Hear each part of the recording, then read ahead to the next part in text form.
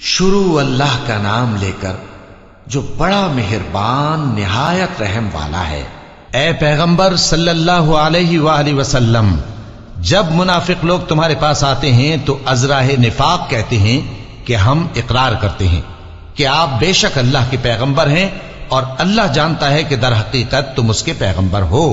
اور اللہ ظاہر کیے دیتا ہے کہ منافق یقیناً جھوٹے ہیں۔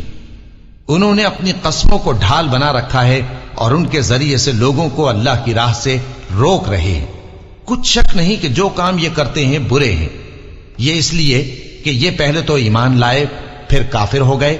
تو ان کے دلوں پر مہر لگا دی گئی، سو اب یہ سمجھتے ہی نہیں۔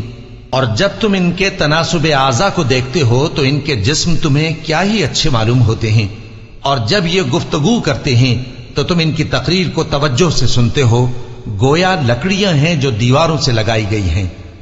بزدل ایسے کہ ہر زور کی آواز کو سمجھیں کہ ان پر بلا آئی۔ یہ تمہارے دشمن ہی ہیں، سو ان سے محتاط رہنا، اللہ ان کو ہلاک کرے، یہ کہاں بہکے پھرتے ہیں۔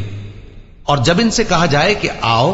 رسول اللہ صلی اللہ علیہ وآلہ وسلم تمہارے لیے مغفرت مانگیں، تو سر ہلا دیتے ہیں،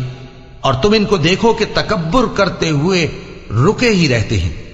تم ان کے لیے مغفرت مانگو یا نہ مانگو، ان کے آگے برابر ہے، اللہ ان کو ہرگز نہ بخشے گا، بے شک اللہ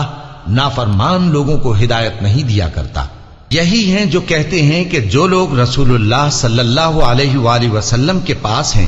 ان پر کچھ خرچ نہ کرو یہاں تک کہ وہ خود بخود بھاگ جائیں، حالانکہ آسمانوں اور زمین کے خزانے اللہ ہی کے ہیں، لیکن منافق نہیں سمجھتے۔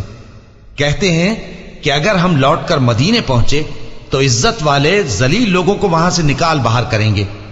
حالانکہ عزت اللہ کی ہے اور اس کے رسول صلی اللہ علیہ وآلہ وسلم کی اور مومنوں کی، لیکن منافق نہیں جانتے۔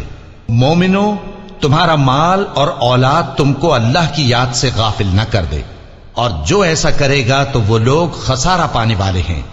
اور جو مال ہم نے تم کو دیا ہے اس میں سے اس وقت سے پیشتر خرچ کر لو کہ تم میں سے کسی کی موت آ جائے تو اس وقت کہنے لگے کہ اے میرے پروردگار، تو نے مجھے تھوڑی سی اور مہلت کیوں نہ دی تاکہ میں خیرات کر لیتا اور نیک لوگوں میں داخل ہو جاتا۔